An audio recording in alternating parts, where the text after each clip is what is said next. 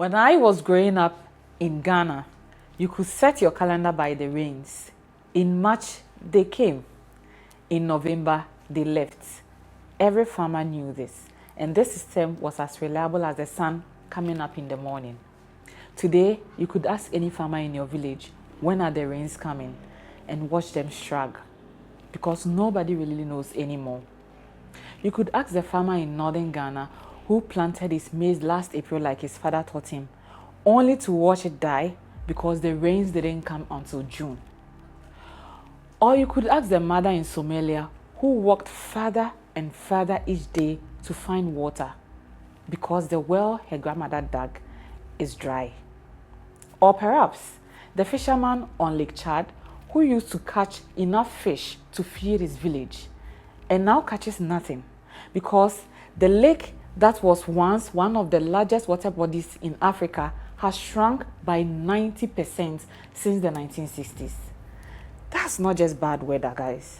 That's climate change. And whether you believe it or not, it is already changing your life. I want to start with something I know you agree with. You don't need me to convince you that the weather has changed. No. You felt it. Maybe you didn't call it climate change. Maybe you called it just an unpredictable weather. But it is unpredictable for a reason. Let me walk you through what's already happening. It's not in some distant future, not in some report written by scientists in Geneva, but this is something happening right here and right now. The heat. Guys, the heat. It's getting hotter, noticeably, undeniably hotter. Oh my God. In 2024, we had the hottest year ever recorded on this planet, and Africa is warming faster than the rest of the world. That might sound small, 0.3 degrees, but it's not small. It's the difference between the normal summer and summer where your crops wither in the field and die.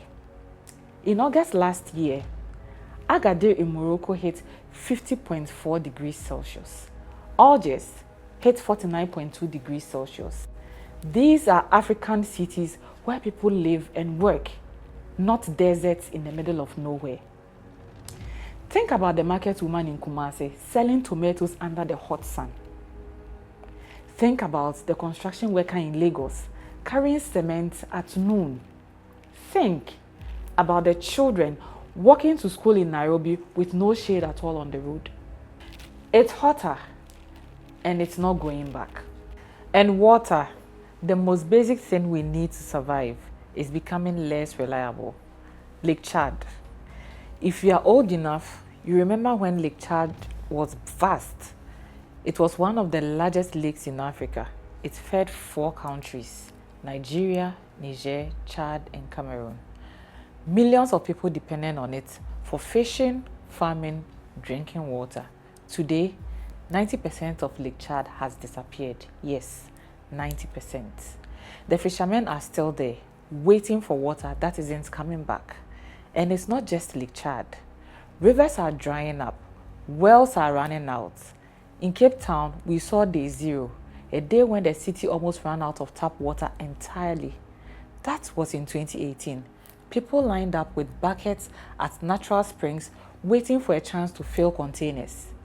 This happened in a city in 2018, not in some village, not 100 years ago. So here's my question for you. You might not believe climate change. You might think it's a Western word for something that does not affect you. But do you believe the rains have changed? Do you believe it's getting hotter? Do you believe the floods are worse?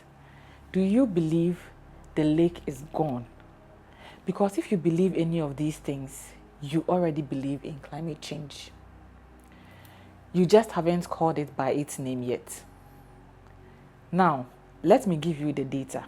Not because I think you need the numbers to believe your own eyes, but because when you talk about this with other people and someone says, that's just the weather, I want you to have the facts. The World Meteorological Organization Thus, the United Nations Weather Agency publishes a report every year on the state of climate in Africa. They use data from weather stations across the continent, from satellites, from ocean buoys, from African scientists at African universities. This is not a Western report about Africa. It is a global report built on African data, and here's what it says. Africa's average temperature has increased by about 1 degree Celsius since 1900. That might not sound like much, but let me explain what 1 degree means in practice. 1 degree means more days above 35 degrees, days when you can't work outside safely. 1 degree means more nights above 25 degrees, nights when your body can't cool down, which affects your health, your sleep, your ability to function the next day. 1 degree. 1 degree means the difference between rain and drought in places where the margin is already thin. And the rate of warming is accelerating. It's not slowing down. Here's a number that should keep you awake at night. By 2030, that's just 4 years. 4 years from now, 180 million Africans living in extreme poverty will be exposed to drought, flood, and extreme heat. 180 million people. That's about the entire population of a country like Egypt and more than half the population of Nigeria. And these are people already living below poverty line. When their crops fail, they can't buy food from the market. When their homes flood, they can't rebuild. When the heat gets worse, they cannot afford air conditioning. They are the most vulnerable, and they are going to be hit the hardest. Let's talk about agriculture. This is where it gets personal for most Africans. The majority of Africans still depend on farming for their livelihood. Not commercial farming. I'm not talking about commercial farming. Small-scale subsistence farming. The family that grows maize, cassava, sorghum on 2 acres of land. That family feeds itself, sells the surplus, and sends the children to school for monies made by the sale from the surplus. Climate change threatens that entire model. By 2050, crop yields across sub-Saharan Africa could drop by 10 to 20%. That means the farmer who used to harvest 50 bags of maize will harvest 40 or maybe 30. That's not just less food. That's less income, less school fees, less medicine, less everything. And remember, the population is growing. There are more mouths to feed, but less food per acre. You do the maths. Climate change has economic costs. The African Development Bank estimates that climate change is already costing African countries between 2 to 5% of their GDP every year. Think about it, 2 to 5% of GDP. Now let me put that in perspective. If your country's GDP is about $83 billion, that's Ghana's GDP for 2024, then it means climate change is taking between 1.6 and 4.5 billion every year from Ghana's economy. That's money that could go to schools, to hospitals, to roads, to electricity. Instead, it's going to rebuilding after floods, responding to droughts, and importing food because local production failed. So, when someone tells you climate change does not affect Africa, show them these numbers. 1. 700,000 displaced in 2024. 2. 118 million people at risk by 2030. 3. Crop yields dropping 10 to 20%. 4. 2 to 5% of GDP lost every year. This is not a prediction. This is already happening. Okay, so we've established that the weather has changed. We've looked at the data. Now, let me explain in the simplest way that I can what's actually happening. Because climate change is one of those terms that gets thrown around so much that people stop knowing what it actually means. Think of the earth like a person sleeping under a blanket. That blanket is the atmosphere, the layer of gases around the planet. And it's there for a reason. Without it, the earth will be freezing. The blanket traps heat from the sun and keeps us warm enough to live. That is called the greenhouse gas effect. Don't let the scientific name confuse you at all. It's just a blanket. Now, for thousands of years, the blanket was just the right thickness. Not too thin, not too thick, just perfect. But then humans started doing something new. We started burning coal, oil and gas, what we call fossil fuel. When you burn them, they release gases, mainly carbon dioxide or what we call CO2. We also started cutting down forests on a massive scale. Trees absorb CO2. Fewer trees means more CO2 stays in the air. All that extra CO2 goes into the atmosphere and makes the blanket thicker. A thicker blanket means more heat gets trapped. More trapped heat means the earth gets warmer. And a warmer earth means the weather system goes crazy. Here's the thing people don't always understand. Climate change doesn't just mean it gets hotter. It means the entire weather system becomes more unpredictable and more extreme. Some places get too much rain, that's floods. Some places get too little, that's drought. Some places get both. So first drought, then flood, then another drought. Hurricanes get stronger, heat waves get longer, rains come at the wrong time, seasons don't follow the calendar anymore. It's like an orchestra where every instrument is playing a different song. Nothing is in sync anymore. There are three main gases we need to know about. Carbon dioxide comes from burning fossil fuels, coal, oil, gas. Also from cutting down forests. This is the biggest contributor. Methane comes from livestock, cows, goats, sheep, from rice paddies, from landfills where rotten cabbages produce gas.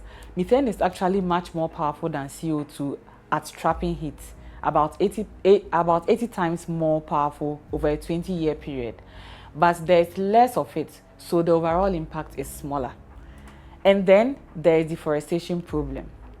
Trees are like the earth's lungs. They breathe in CO2 and breathe out oxygen. When you cut down a forest, you are not just removing the tree, you are also releasing all the carbon that the tree had stored inside it back into the atmosphere. It's like killing the very thing that was helping you to breathe. Now I know what some of you are thinking. The earth has gone through climate change before. There were ice ages and warm periods. This is natural. And you are right. Yes, you are right. The earth's climate change has happened. It's happened naturally over millions of years. But there is a difference. Natural climate change happens over thousands of years. Life has time to adapt. Species evolve, ecosystems shift slowly. What's happening now is happening in decades, in a single human lifetime. The earth has warmed more in the last 150 years than it did in the previous thousands. That's not natural. That's us. And the proof, we can measure the CO2 in the atmosphere. We can trace it back to burning fossil fuels. The carbon atoms from CO2 in the air today carry a chemical fingerprint that matches coal and oil, not volcanoes, not natural processes. The science is settled on this, not because politicians said so, because chemists, physicists, and meteorologists, including African scientists, measured it. Now we come to the part where a lot of people stop listening because they say, and I hear this every time I talk about climate change in Africa, Africa contributes less than 4% of global greenhouse gas emissions. We didn't cause this problem. So why should we be the ones who get to suffer? You know what? You are right. Africa's contribution to the problem is less than 4% actually. The United States alone, one country, is responsible for about 25% of all historical emissions. Europe is responsible for about 22%. China, which is now the biggest annual emitter, is responsible for about 15% of all historical emissions. Africa, 54 countries, 1.4 billion people, is responsible for less than 4%. And yet, Africa is the continent that will suffer the most. That is not fair. Let me say it clearly. That is not fair. But here's the hard truth, and I need you to hear this. Climate change doesn't care about fairness. The floods that destroyed homes in Nigeria in 2022 didn't check the emissions data before they hit. The drought that killed crops in Somalia didn't ask who was responsible before it dried up the fields. The heat wave that killed people in Morocco didn't look at Africa's 4% before it brought 50-degree temperatures. Nature doesn't negotiate. It doesn't care who caused the problem. It just responds. And that is because climate change knows no boundaries. Think of this way.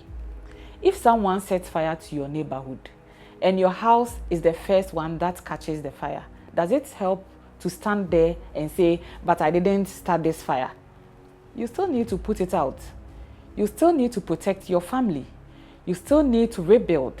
Being innocent doesn't stop the fire from burning. And here's something else. The reason Africa is so vulnerable isn't just the weather. It's that we have fewer resources to cope. In Europe, when there is flood, the government has insurance. They have emergency services. They have infrastructure designed to handle extreme weather. They have money to rebuild. In Africa, when there is flood, a family might lose everything: their home, their livestock, their crop, their children's school fees. There is no insurance, no safety net, no backup. That's why the same flood that's an inconvenience in Amsterdam is a catastrophe in Lagos. And the irony is this: the money that rich countries promise to help Africa adapt to climate change, they haven't delivered. They promised $100 billion a year to developing countries. Africa gets a fraction of that. We are getting less than we need, less than we were promised, and less than the problem requires. So yes, you are right to be angry. Africa didn't cause this. Africa is suffering the most, and Africa is getting the least help. But anger, as justified as it is, won't stop the floods. Indignation won't bring the rains back. And refusing to talk about climate change because others are being hypocritical, that only hurts us.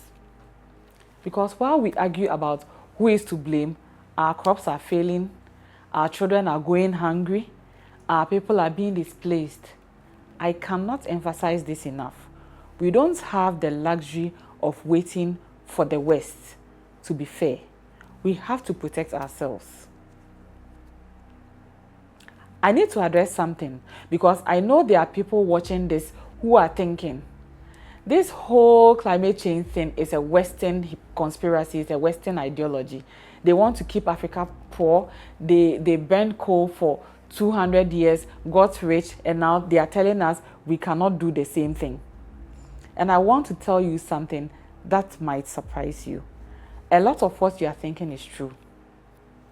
Western leaders do fly to climate conferences in private jets. I've seen the photos. We've all seen the photos. Western businesses do still fund fossil fuel projects even in Africa. The same countries telling us to go green are still investing in oil and gas exploration on our continent. And yes, there is a double standard. The world tells Africa to skip fossil fuels, while China, India, and even some Western countries are still building thermal and coal plants and using them. There is also something else happening, and this is really important. Fossil fuel companies and their allies have spent decades funding campaigns to spread doubt about climate science, not just in the West, but in Africa too. A study published recently found that climate disinformation is being deliberately targeted at African audiences. The narrative is simple. Climate science is a hoax engineered by Western nations to prevent African countries from developing their own energy resources. Now, here's what I need you to understand. The narrative, the idea that climate science is a Western plot, is itself being pushed by people who have a financial interest in you believing it. Fossil fuel companies don't want regulation. If you believe climate change is a hoax, you won't support policies that tax carbon emissions or restrict coal. And that's good for their profits. Some politicians don't want to make hard decisions. If they can convince you that climate change isn't real, they don't have to invest in expensive renewable energy or change how things are done. Social media platforms profit from your outrage. Denial content gets more clicks, more shares, more engagements, and the algorithm feeds you more of it. Let me give you an analogy. For decades, tobacco companies told people that smoking doesn't cause cancer. They funded the research, they hired scientists, they ran advertisements, they created doubt, and some people believed them. Why? Because tobacco companies had a financial interest in keeping people smoking. Now, was there also legitimate debate about the science? Initially, yes. Science is always evolving, but eventually the evidence became overwhelming, and the people who kept denying it weren't brave skeptics. They were protecting an industry. The same thing is happening with climate change. But here's the most important thing I'll say in this entire video. The truth and the hypocrisy can exist at the same time. Climate change is real. The West is hypocritical about it. Africa deserves to develop. All three of those things are true. Accepting that climate change is real doesn't mean accepting Western hypocrisy. Demanding that Africa has the right to develop doesn't mean denying the weather is changing.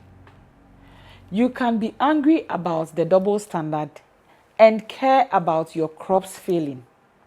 You can demand climate justice and prepare for the floods that are already coming. You can hold the West accountable and protect your own community. These are not contradictions at all. They are all necessary. And the most dangerous thing you can do is let Western hypocrisy convince you that a real problem does not exist. That's like refusing life-saving medication because of one bad experience with a doctor. It might be understandable, but at what cost? Let me end this episode with this. Climate change is not a Western problem. It is not a political problem. It is not a problem for scientists to debate on television. It is an African problem happening to African people on African soil right now.